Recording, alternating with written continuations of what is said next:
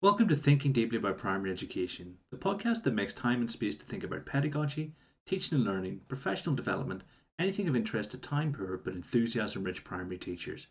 This week, I can't wait to share another fascinating interview with you featuring teacher and PhD candidate Juan Fernandez. During our chat, we discuss why evidence informed practice is important, how to find the time to engage with education research, why some edu myths will outlive us all, and much, much more. Whether you're new to the profession or an experienced senior leader, you won't want to miss this one. Before we begin, I want to say a massive thank you to everyone who listens every week and to those who support the podcast on KoFi. It really is appreciated, so on behalf of everyone involved in TDaPE, thank you. And that's enough for me. Without further ado, let's spend some time thinking deeply about primary education.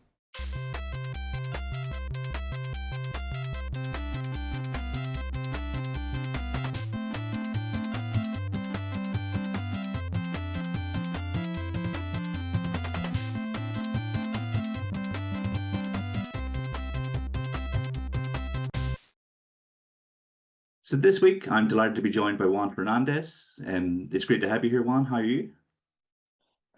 Fine. Thank you very much, Kieran. It's a pleasure to be here with you and your listeners and viewers. It's great to have you here. Now, we always begin with our guests in numbers, to get a feel for who they are. And so my first question to you is years as a teacher. 12. First year group taught? It's K7, I think. It's 12 years old. For us, it's first official. It's like the first year of secondary school. Last year group taught? Third official, which is K9. Most important year group? For me, it's K12 when we prepare them for the university. Yes. Favorite year group? It's also my favorite. Blog posts? 159. Blog hits? It's almost 400,000 readers now, and we are now at more or less 15,000 each month. That's amazing. I mean, I take your blog posts and put them into an app that lets me identify words that I don't know. So I will every morning be reading one of your posts. The most recent one was about cognitive load, I think, was maybe. Yes. Yeah, I'm preparing a special about cognitive load. So I'm taking the educational psychologist special issue, I think for 2010. I don't know. I don't remember the year. And I'm preparing some posts about that especially because for me cognitive load is very, very, very important. Yeah, I mean, on a personal note, it's really because I understand the English sources. I can then use that to fill the gaps in my vocabulary when I understand what that means now. That's fantastic, and we're definitely going to get to that as we go through the interview. Learning Spanish with educational psychology. It should be like a special degree. Yeah, it's certainly a very niche group. I'm not sure how many of us are. So you're a secondary teacher, avid reader and blogger, PhD candidate in psychology, the author of Educar in La Complejidad, which I think translates the complexity of educating, from what I can make. Yes, or complexity of teaching. I don't know, because educating, I don't know if it has the same meaning. La evaluación formativa, formative assessment. Yeah. Tell us about your journey and how you got here. I think my journey started at the university. I studied biology. So I used to read papers and scientific journals. I participated in some scientific congress. I worked in the Royal Botanic Garden in Madrid. So there, sharing scientific information was really important because I think in science, we all work that way. So my English really improved there. It has to improve more, but I got used to read in English because science was written in English. But then with the crisis in 2008, everything changed. So I decided to go to move to teaching, which I like because I was a particular teacher. And I also work in teaching programs in the Royal Botanic Garden. So when I started teaching, I was amazed, but by how little scientific information was put into practice. and how CPDs were more like magic. So we got there, the audience saw some kind of magician performing magical tricks. So, and I really couldn't know how to do it in my classroom. So it was like all, I don't know, like a kind of vacuum, like ethereal, like air. So I decided to start reading about teaching and learning from a scientific point of view. And from that, I discovered that I was better as a teacher. So that readings were making me better teacher. So that was great. But the problem was that many teachers in Spain don't have access to that scientific readings because they are in English. So I decided to translate them to Spanish. And that is how I got here. I started a blog that at the beginning was very, very small and few people read it, really.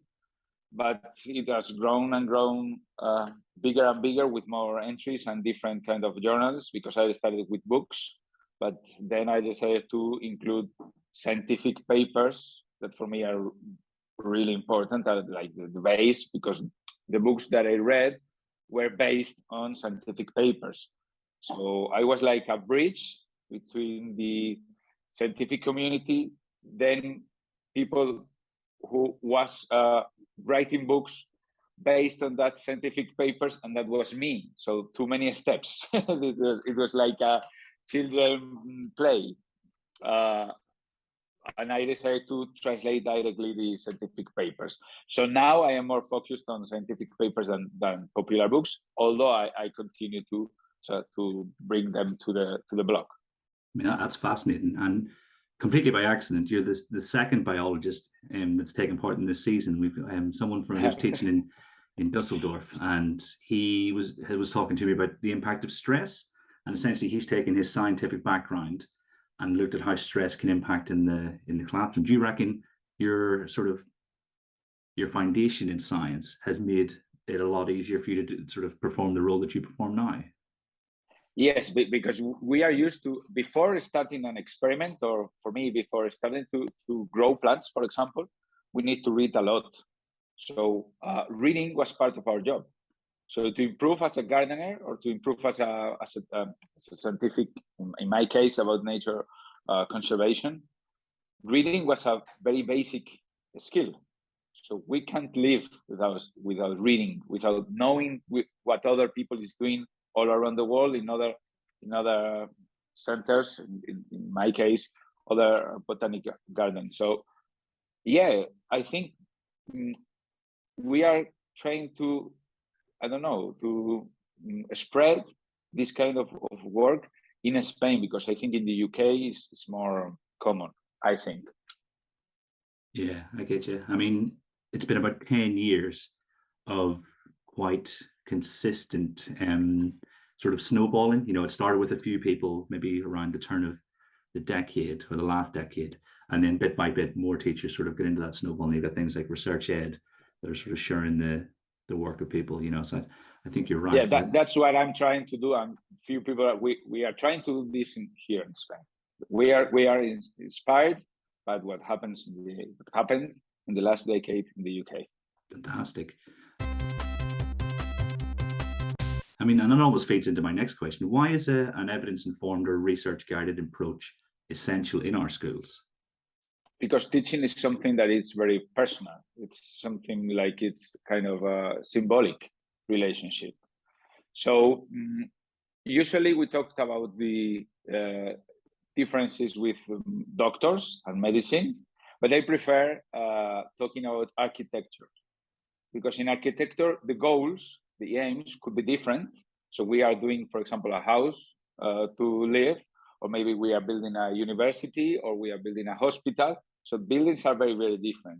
And the same thing happens in teaching. We could have different types of a school with different, very, very different type of children with a social background and everything. But to build something, we need to know how, for example, concrete works. So the physical properties of materials, and the physical laws, for example, gravity, are important. So when we think about teaching, we need to know like the basic cognitive architecture of human brain. That is not to say that every people is the same, but brains work more or less the same way. This is something that strikes many people here in Spain, that no, because everyone is different. Yeah, everyone is different, but marketing, or I don't know, the advertisements work because we are more or less, our feelings are driven by the same things, for example.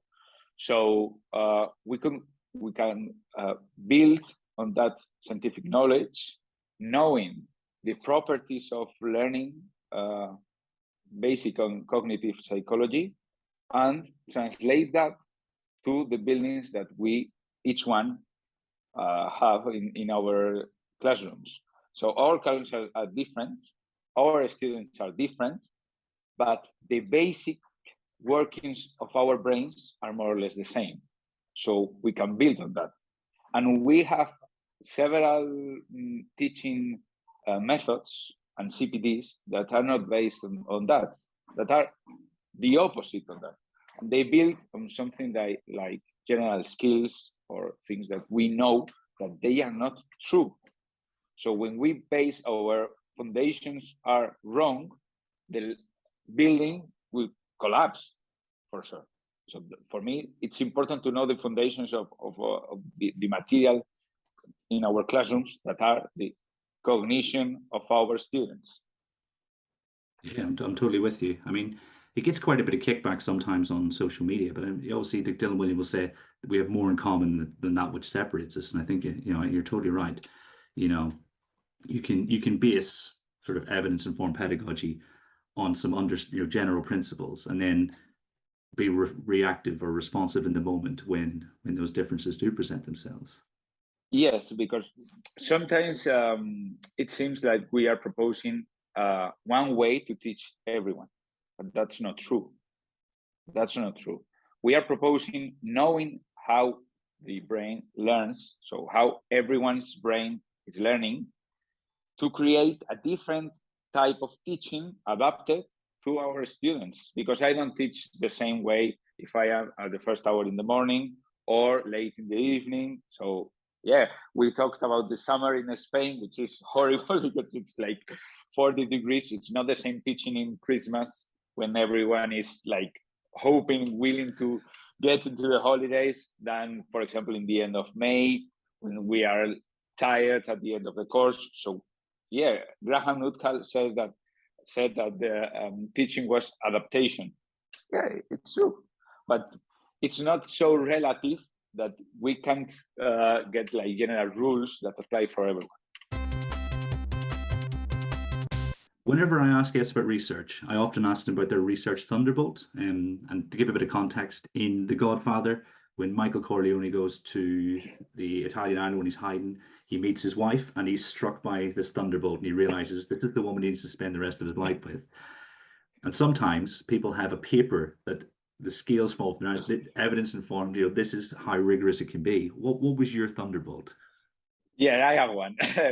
Mine was Danlowski et al. In 2013. I think the name is Improving the Students' Learning with Effective Learning Techniques or something like that, because it's very long. And it was like very big research into the most common strategies for learning. They said that, for example, rereading is very ineffective, which was, I was like this, and elaborative questioning was very effective. And when I read that, I realized that reading those papers could make me a better teacher. So for me, that paper was a very high point. Yeah, because I mean that's a massive thing, because I reckon most people listening, when they studied at university, they reread and reread and reread. Yeah. I totally did that. Yeah, and I never liked doing tests, and now I understand why I didn't like doing tests, because I wasn't helping myself. 7 days, okay, this information is going to be here, but 2 months later, no way. That makes a whole lot of sense. I mean, probably one of the most important things that we've sort of realized as a profession recently. Yeah, for example, highlighting. they say that highlighting is not very effective, but I keep on highlighting because I like to I read the books and then write in notebooks like this. So yeah, I keep on highlighting. So that's an example of what we talked. We have the strategies, but we need to adapt the strategies to our reality. Yeah. How many colors do you use when you're highlighting? No, one. Just one? Oh, one. Yes, it's only one. Yeah, I hate highlighting in 10 colors. It's like a rainbow, but the cognitive load. yeah, absolutely. Too Yeah, much for my working memory. I've definitely spoken to people with systems, maybe 5 colors, and they'll have a reason. But if I ever try that, I forget what the colors mean, or the ink runs out. How do you find time to engage with research? I mean, perhaps most importantly, when you weren't studying for your PhD and you were, because obviously now it's almost mandated, you need to read to fulfill the requirements of the course. But when you're teaching secondary, what was your process for finding the time? Yeah, I read at nights. I read during the nights. It's difficult sometimes because they are not very accessible. The language it's not the same language that we use. So I think it's all about practicing. So you start reading and you understand like 10%, and then you keep on reading and you understand more and more and more. So one clue and one thing that helps me a lot is try to read even if you don't understand, because maybe in the future it will click, and then that was what I read like a few months ago. And for me, it's also helpful to read something that is related to the problems that I'm having in my classroom. So I think it's a kind of intrinsic motivation. So I read something, and then few days later, I see something that was related to the paper that I read. So I think, what is the relationship between this is what happens now here with this person and the thing that I read a few days ago. So that keeps me reading. But sometimes I spend a lot of time without reading, and it's difficult to hang on again. I don't know how to say, but I think it's something that it's like a habit. If you read quite a bit every day, it's easier that you read like 5 papers and then you spend a month without reading, because when you try to continue, you forget. Yeah, I mean, it must be really difficult because we often talk on the podcast about how the language is sometimes chosen to obstruct the reader. And if you're coming at it from a non-native background, that must be twice as difficult. Yes, sometimes it's quite difficult. Yes, that is why I started with books, for example, from Tom Sherrington, Dylan William, because I think they were trying to translate the scientific articles to a language. So from that common language, I could translate it to Spanish. So that goes step by step. But for example, for my PhD, I'm reading a lot of methodology, methods, which is like a obscure, I don't know, it's like reading about dark matter for me, and statistics, inference, and everything. So it's all about practicing. It's all about reading and reading. My advice is read, although you don't understand, because at the end, you will understand. At first, 20%, and then 40%, and then it will start making meaning in your mind.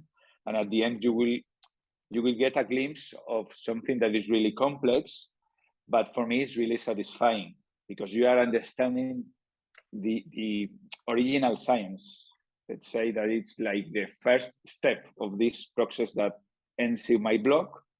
So it's important to read the original sources, because sometimes we try to do our best, but we misguide, or we don't communicate the complexity of the original findings. And for me, that I am very worried about that in writing my blog. Sometimes we make simplifications to make the reader the reading easier, and I think we sometimes we lose like a kind of complexity that is important, but we can't communicate that to everyone because it will be very, very difficult. So try to read the original sources so that you don't understand a word. That makes a lot of sense. Yeah, it's the nuance that gets lost, isn't it? I remember when I was reading about storytelling, I went back to the evolutionary biology, and what sort of biological historians thought about how the brain developed. And I remember reading those papers and not understanding a word, but maybe 6 months later, like you say, every morning I was reading a bit more, things started to piece together. So I think that kind of perseverance is definitely well worth it in the end. I mean, but a key, I think that here it's key that you focus on several topics. So we can read about reading and then cognitive psychology, working memory, attention. So because the terminology and the topics are very, very complicated. So choose one, for example, cognitive load and working memory, and focus on that and keep on reading things that are related with that. So in my blog, you don't find every topic because it's impossible, because I don't know enough to understand if a paper is worth enough or not of everything related with education. It's impossible. You need to focus on something. Yeah, absolutely. I mean, normally studies in English-speaking countries, they'll say roughly 25% of teachers are engaging with material like this. Do you find that's the same in Spain? Would be quite a low number? No, I think it's less. Really? Yes, I think it's less, because you have like bodies, teachers associations like the British Educational Research that has a very, very good journal, and you have Ofsted, which is publishing things, and you have evidence-based education, you have, I don't know, you have Research Ed, you have many foundations and trust and organizations that are pushing evidence-based education. Here in Spain, we have events.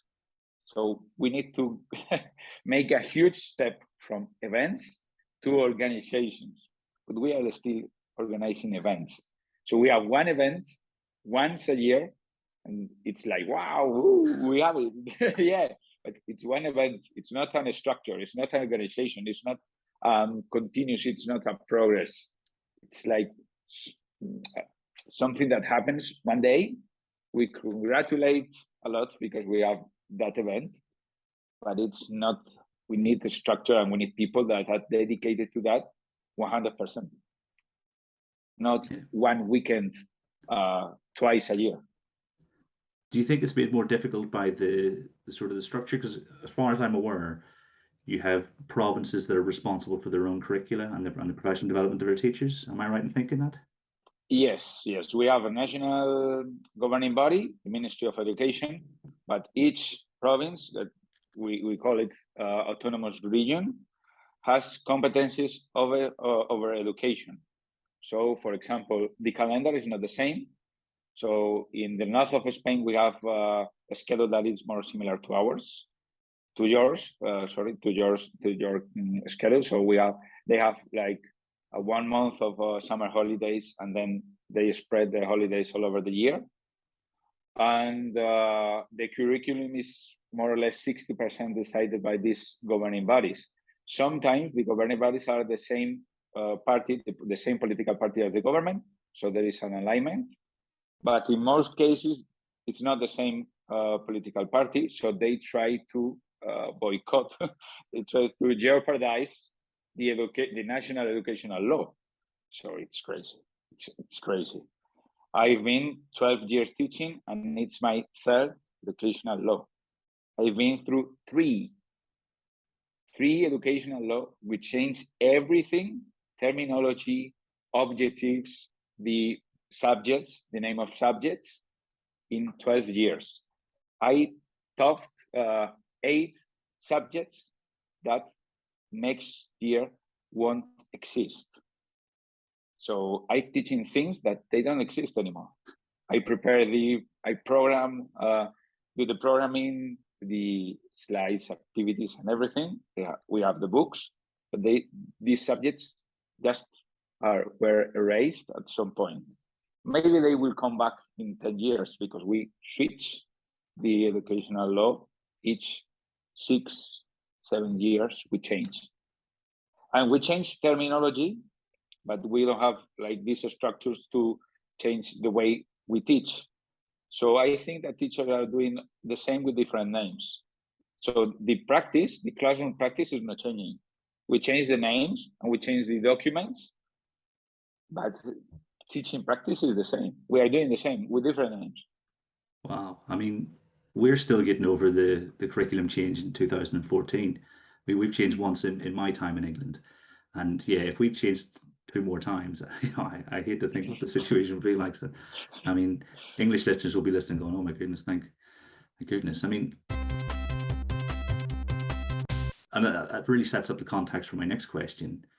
How can we take steps to become more evidence and research informed? I think as teachers and as schools, I was going to ask about systems, but it sounds like the systems is almost beyond the realm of response. Yeah, every time that someone poses me this question, my answer is always the same. We need a structure. So that is the thing that we were talking about. We need a structure, and the structure is it's like when you are trying to organize the Olympic Games, you don't get like several motivated people, and then let's organize. No, you made a structure, and you said that we need a governing body that is responsible for, I don't know, the sports advisor from the Ministry of whatever.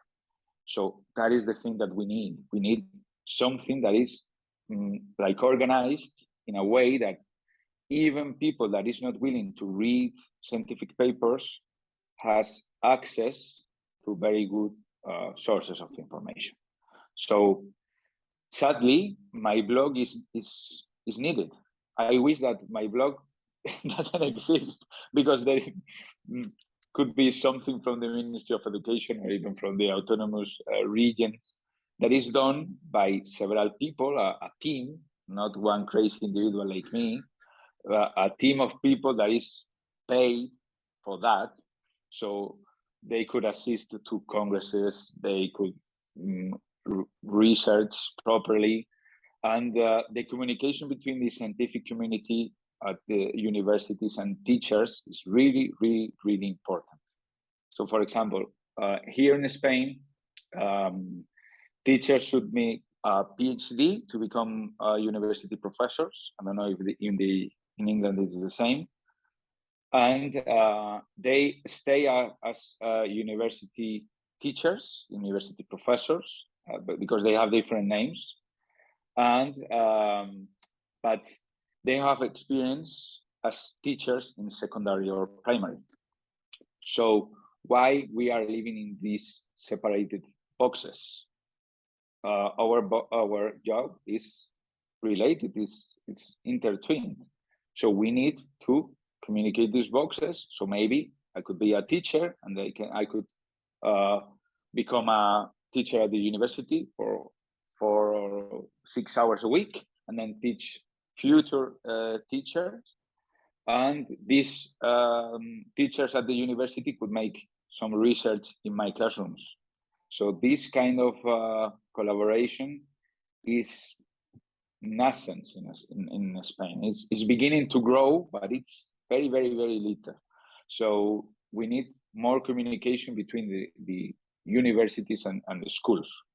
Because if they want to do real research in real settings, so in real classrooms, what do we get from that?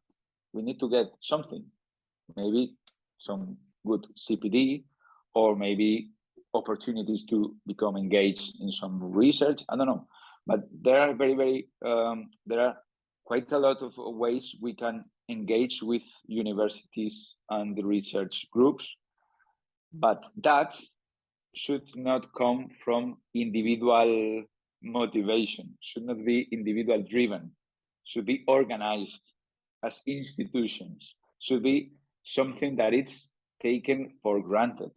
We know that we could do that because a lot of people is doing that, not because they want it, because it's the normal way to become a good teacher. So this kind of a structure is the thing that I'm trying to, I don't know, to push here in Spain, and to demand. I am a little bit obsessed with that, because if everything is that I write an educational blog. Okay, I'm very happy. I'm glad that people find it useful, but it's one, and it's doing something that, okay, my computer is broken and everything. I don't know. WordPress is bought by Elon Musk, and goodbye blog. It's weak. It's very weak. Depends on individual willingness. And I think I believe in teams, and I believe in organization. Do you think ministers or people in power are listening to the conversation you guys are having? Because you can see the passion that you're talking with, and there are lots of others online having the same conversations. The problem here in Spain is that we have like a kind of conflict, a kind of war between psychology and pedagogy. And in the Ministry of Education, there are only pedagogists. But I don't reclaim pedagogy. We need pedagogy, but the problem is that they are the only ones that have a voice. And every time that we try to get cognitive psychology into teaching, they get a little bit angry, because it's like their courage. I don't know how to say it.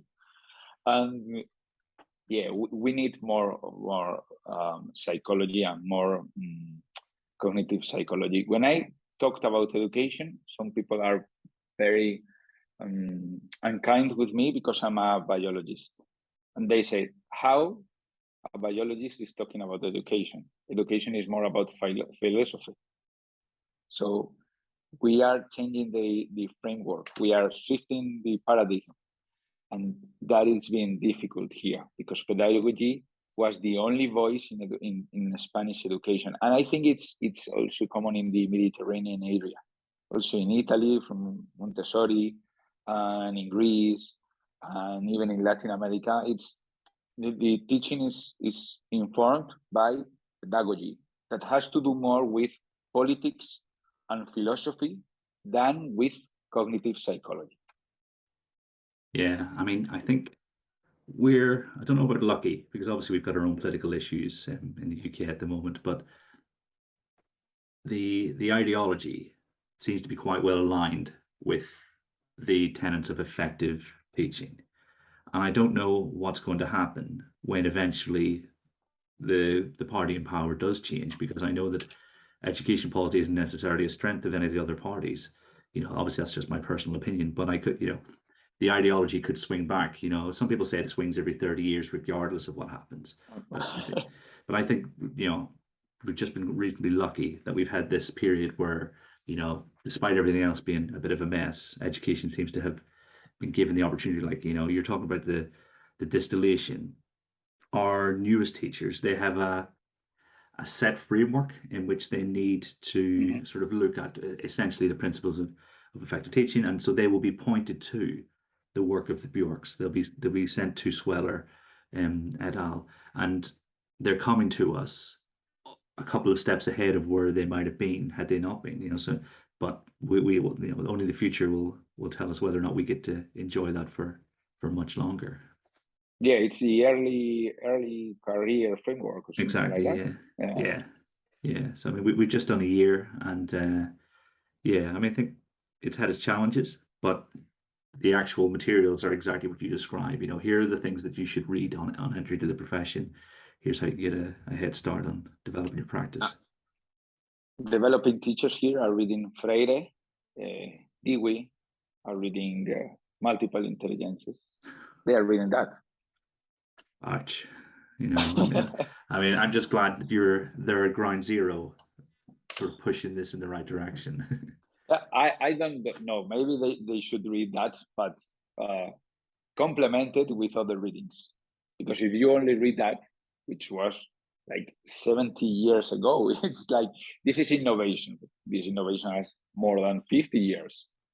And it's very, very ideological, as you say. So the problem here is that education is something that has to do with ideology, only with ideology. So every time that we try to push cognitive psychology into education, we get problems that are not related specifically with science or teaching. we are touching something more political. So the discussion is. You're currently researching myths in education. How might we better stop the spread of dangerous, damaging, and time-wasting myths? If I knew that, I would be rich and famous and maybe already have a PhD. It's very difficult because we know that we have cognitive biases, and some of them are based on we try to reject information that is opposed to our views. So as education here is very ideological, it has to do with personal identity. So it's not about doing something in my classroom. It's something about beliefs. I am very interested in teaching beliefs because here it's all about beliefs. So when we criticize, for example, multiple intelligences, some people get offended because we are not talking about a scientific concept. We are talking about their personal view and their personal attitude towards himself or herself. So the discussion becomes very passionate because of that. So the first step, in my humble opinion, because I am starting to read about that, is evidence-based education gets us like a step farther away from our personal identity as teachers. So we can criticize things because we are criticizing ideas or scientific research. So we can talk about that because you are not talking about me as a teacher. We are talking about scientific idea. That's it. Okay. And then you get your classroom, and then I get my classroom, and then we do whatever we want after reading this scientific literature. So for me, the first step is dividing what has to do with scientific things and has to do with our attitudes and beliefs as individuals.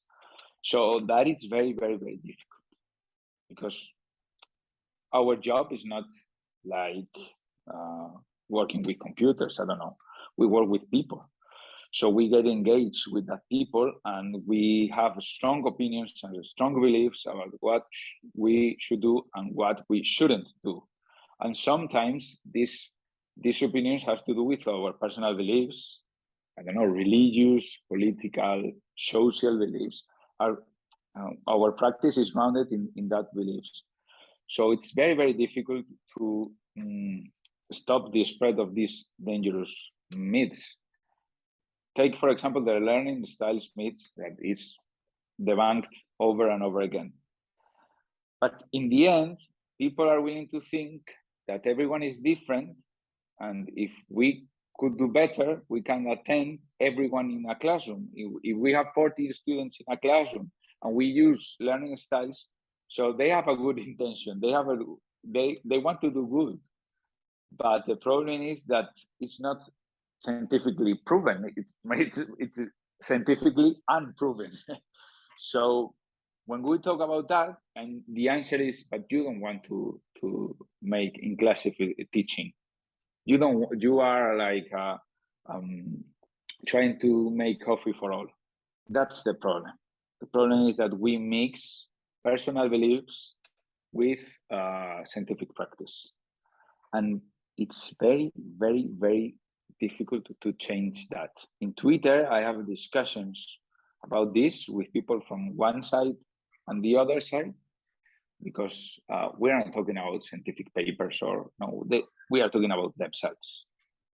And we have to be very, very careful and very patient with that, because we affect the way the people see themselves. Yeah, I don't know. I wish I had a better answer. No, like you say, if someone had the answer, they'd be a millionaire by now. They just won't stop. I mean, yeah, and you're absolutely right. It's even if we know about the biases, we still can't, account for them. Things like the sunk cost fallacy. You're still going to finish that TV series even though you know it's a waste of time. Yeah. Yeah, this summer I read something in the newspaper that the title was evidence-based education is ridiculous. And even though I am studying these biases, I got angry because it was like a personal attack. Yeah. They were attacking something that is I have a strong belief on that. So I have to stop for a few days before replying, because if not, I will reply from my heart and my guts.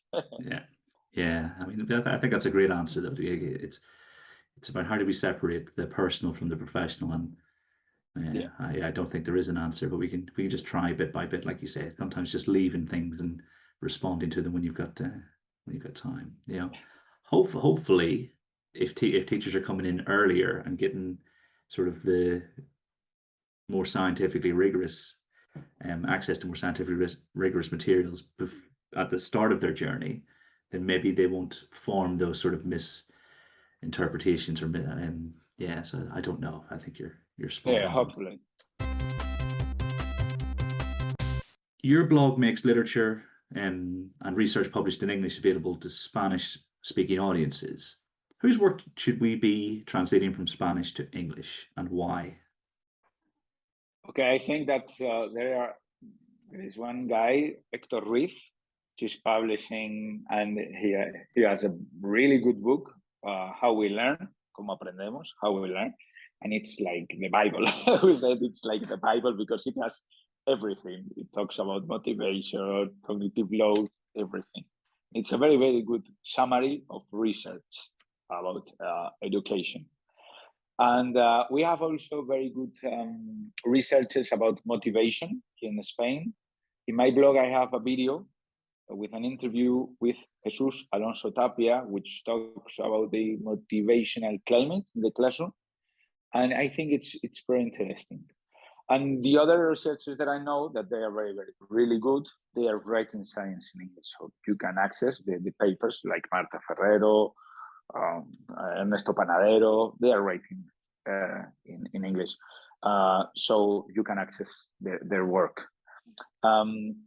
Educational publishers in Spain are mainly textbooks publishers.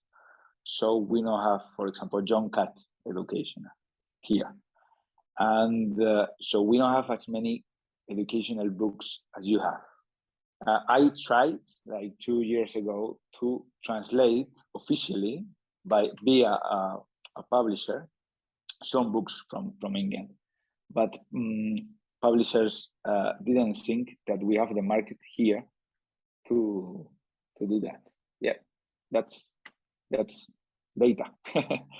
So they made some marketing and economical calculations, and they thought that it's not worth it. Wow. I mean, Hector Ruiz, I read up, I may have misunderstood quite a bit of it, but it seemed a really balanced approach, because there was a lot of talk about emotions that I wasn't expecting to be there later in the book. So I think he's done a really good job of finding, you're talking about these different ideologies. He's got lots of the cold hard science, but actually, as far as I can tell, he takes into consideration a lot of the external factors as well. Am I reading that right? Yeah, and there's also one that I want to mention, that is Jesus Alonso, that has written about the history of neuroscience, and it's very good. I really like it. Excellent. And I'm not saying any of my books, because my books are not good enough to be in that list. No, I mean, I would disagree. I was waiting for you to say it. I mean, how can people access your books? I mean, is it going to be up to me to ask permission to translate them into English and share them as blogs, or can they purchase them online? Yeah, I don't know.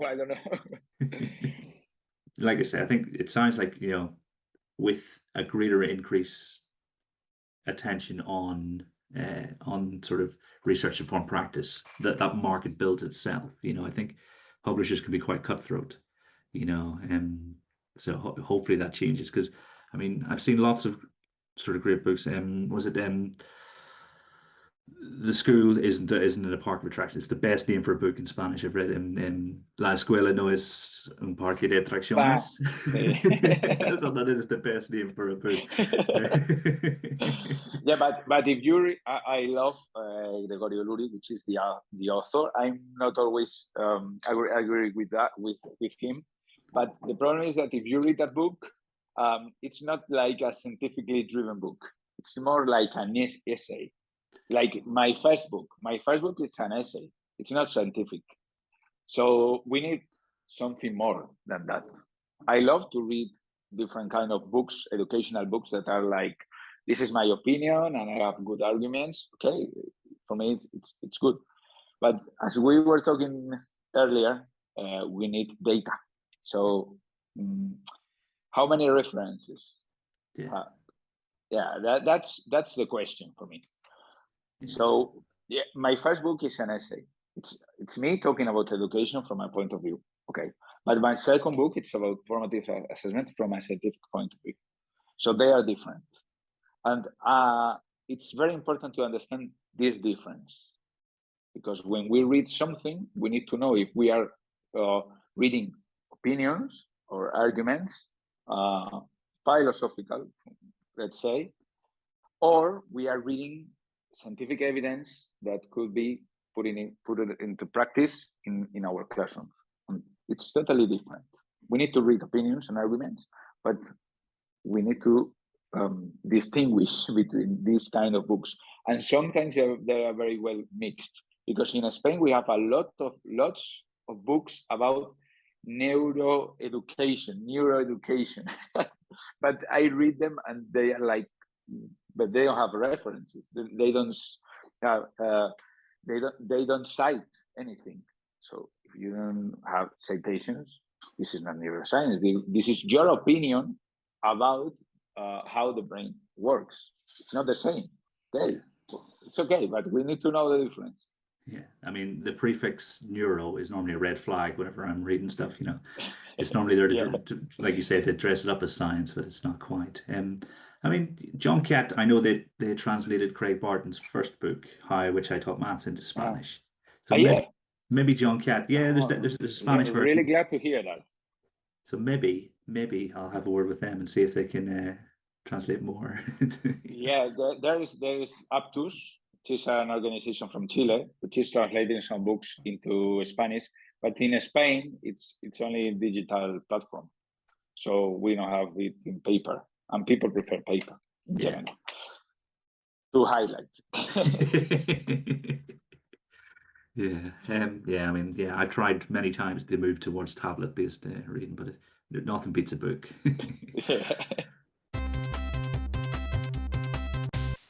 I mean, we discussed this a little bit at the start. What advice do you have for those keen to read but are struggling to overcome the barriers, such as dense writing styles and long, drawn-out formats? You know, my advice is normally to skip the methodology because you can take it or leave it. You know. Yes.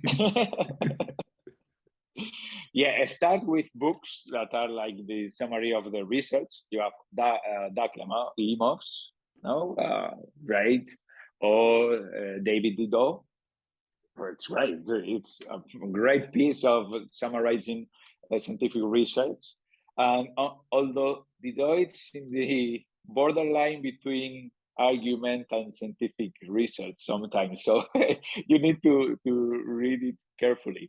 But I think it's for me it's one of the best authors. And then you can start from that, Tom Sherrington and Dylan William, and then take some references from that books, the references that you find more attractive from the title, and they are related with the things that you're doing in class, in your classroom, and then start from that. In my blog, this is marketing, advertisement. In my blog, I have a section that is called resources, recursos, and you click on that, and you have a selection of original papers from Zimmerman talking about motivation, like the classics, the principles of Rosenstein, and for example, principles of Rosenstein is something that it's a scientific paper, but not at all. So you can start from that. There are quite a bit scientific references, but you can read that. It's written thinking in teachers. So start from that, and then, but don't stop there. Keep on reading more and more complex things, because it's worth it. Yeah, absolutely. I mean, how often do you read a day? I mean, not when you're not studying for a PhD. How often? Maybe 5-10 minutes or longer? No, longer. I try to read longer. Yes. Yeah. I try to read like some novel once in a month or once in 2 months, but usually I read about education. Yes, and I try to read books. For example, when I'm after lunch, we take the siesta, the famous siesta, this nap. I read books that are more informative, like the ones that we talked about now. And then in the evening, or when I have like 20 minutes of focused work, I read papers. For me, it's important. Try not to read papers when you are taking care of your children, for example. You can read that. You need time and focus time for a long period, for 20 minutes. And you read a paper in 20 minutes when you're focused.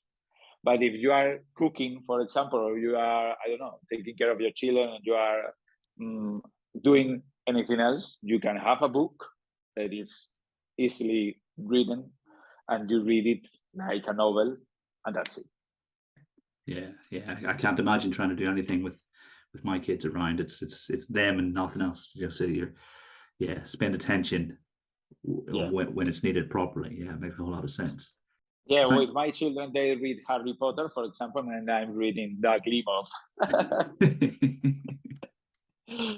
Yeah, I mean, that's the way to do it. It's a different kind of magic. In your own work, you've discussed how complex problems require complex solutions, and I think many spend a lot of time trying to simplify the solutions provided for teachers, and that's come across the thread of our discussion today. Is this, in your view, misguided, and why might that be the case? It is misguided if you are trying to confuse people to think that the simplicity is everything. So the complexity is not there. So I have the magical solution for your problems, like multiple intelligences, for example.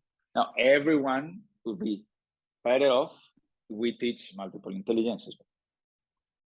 But do you know something that is the best for everyone? So simplifications are dangerous when they avoid us to think.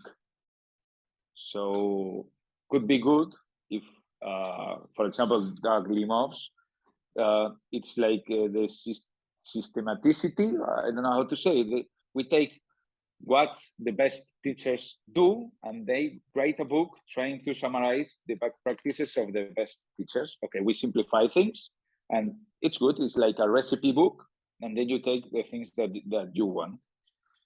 For me, that's perfect. But the problem is when these recipes are trying to simplify education as a whole. So we avoid thinking. That's a problem. And this is very, very common, I think, because these views, like my views and the other views, like opposites, are based on simplifications. So in teaching, it's very common. You have like Guy Claxton, I think Guy Claxton has a book that I really dislike because it's based on this simplification about the others and my people. My people is trying to make education better, and these other people is trying to do something for. It's not like this.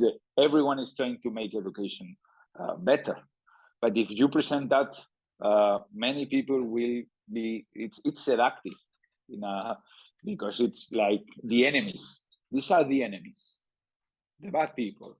people that are trying to make education worse. That is misguided. That is not the theme of my first book is try to avoid this kind of thinking that it's easy, it's very easy, it's comfortable.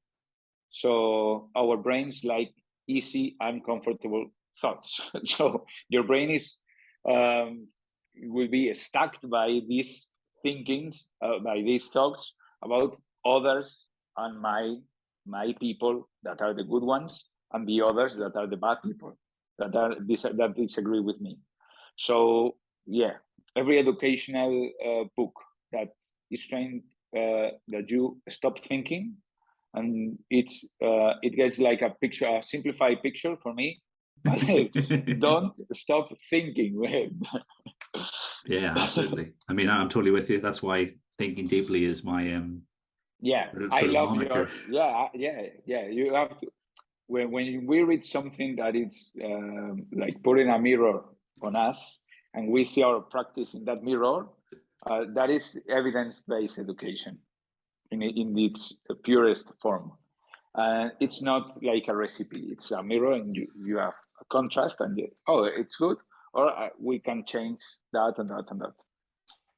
Yeah, that's very kind of you to say. Thank you. Yeah, I think thinking is the most important thing we can do. And what I try to do in my schools is try and make space. So get rid of all the unnecessary workload so that the time I spend with my teachers is time spent thinking. You can't tell someone how to use variation theory. You can say, here are some general principles, here's how I've done it, but you've got to think about how the questions behave with each other and stuff like that. So yeah, I'm totally with you on that one.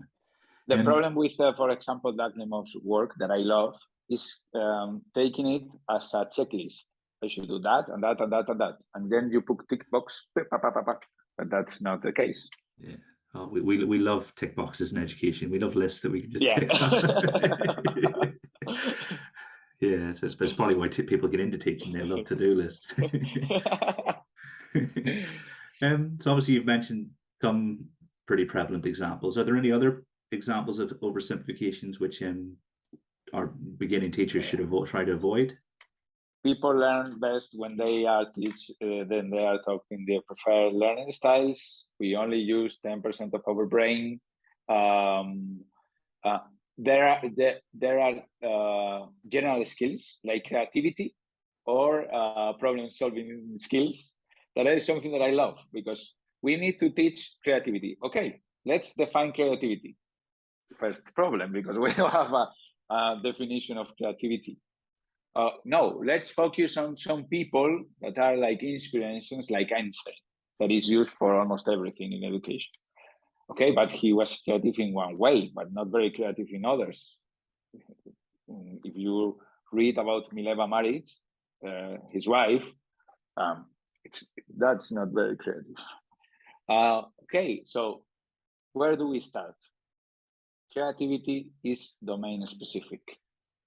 Problem solving skills are domain specific. And I have terrible difficulties in translating domain specific to Spanish, so I'm very happy to be talking in English only in this moment. Because domain specific means that we can be creative in biology, for example, but very poor creativity in maths, for example. But there are people that is saying, and that is a simplification, that we should teach creativity in general. So they should paint, for example, in Spanish. In Spain, we have in Spanish school, we have something that is called atelier, and it's like an art classroom in which they explore things, and by exploring things and textures and colors, they think that children will become more creative. To be creative in biology, I need to teach them more biology and evolution, for example. So playing with sound and with colors and with lights, it's okay with toddlers, with children 4 years old, but take my students 15 years old, to be creative, they need knowledge. And that's as simple as that. So a very dangerous simplification is the existence of general skills that can be taught like that. So, okay, let's teach creativity. Let's teach high order thinking. High order thinking has many layers of foundation that we need to build layer by layer. It's difficult. That's why we have schools, and we now have like one artist teaching creativity to everyone. So that is a very dangerous simplification. And the other one is like the teachers, like CPD is based on some kind of ideology that should top down. It should go top down. So these people is saying that it's good to do this, and then we as teachers receive like the meteorite, and okay, I need to do cooperative learning. I need to do I don't know, problem solving. I need to do but no, the CPD should be bottom up. We have some problems, some struggles that we need to think about that, read about that, and as a team, we get solutions that are not easy. They are step-by-step solutions to that problems, and then we think about more challenging things or text to read, and then we build on that. And that is a very common simplification. Yeah, I mean, that's brilliant. It's like I tell you, I don't know, a chart of all the big simplifications. You know, I remember the first time I read about domain-specific knowledge and the role that knowledge played in creativity. It was you know, scales from eyes, like, oh my goodness, you know, because when you're in school, you don't know this stuff. You just have your experience of school, and you're not analyzing how you think. But then when you look at it and you realize that actually you were very creative in the areas where you already knew lots of stuff about it, it just makes so much. Yeah, here in Spain we have a TV program that it's called This Is Art that I love. It's about art, and it's but the message is that everyone could love art just by intuition, but the own program has a lot of content. So it's saying, yeah, everyone loves art and everyone can, but I will teach you how to look at this painting. I will teach you how to listen to that music so you appreciate it.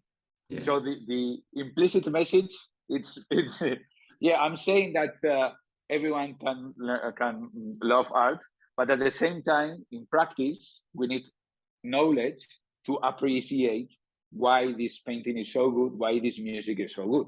So the implicit message is it's perfect. We need to know something about art, how this guy was painting that, which brushes they use, or which a harmony, and then we appreciate in a very different, in a very complex way. We appreciate in a different kind of enjoyment art.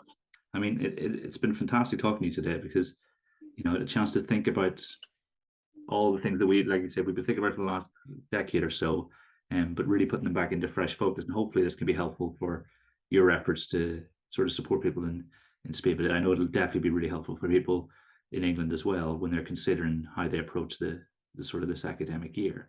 And what time frame are you working to with your PhD? Have you got long left, or are you still at the start? No, it's 5 years long. That could be up to 7. And I am starting my second. Well, I'm looking forward to reading. I've done things before starting officially the PhD, but yes, I have 1 year, and it's based on improving ideas about teaching and learning in Spanish teachers. So we are exploring some ideas, scientifically unproven ideas, and then we will try to test some strategies to challenge those unproven ideas, and to see if we can learn something about belief change and practice change. So it's fascinating for me. I love the theme, and it's huge because we have located like more than 100 scientifically unproven ideas that are very common, and we need to select that, because if not, the questionnaire will be like 2 days long, and we need to do it 15 minutes long. That's brilliant. Yeah, I can't wait to read that when it's out. So what'll that be, a 2027-ish, maybe Yeah. 2029? Looking forward Yes. to it. No, but it's been brilliant. Thank you very much for joining me. I really appreciate it. Oh, thank you for this opportunity, and I hope that they understand my Spanish accent. No, Sorry for that. absolutely. I mean, it's certainly much better than if I were trying to speak in Spanish the whole way through this.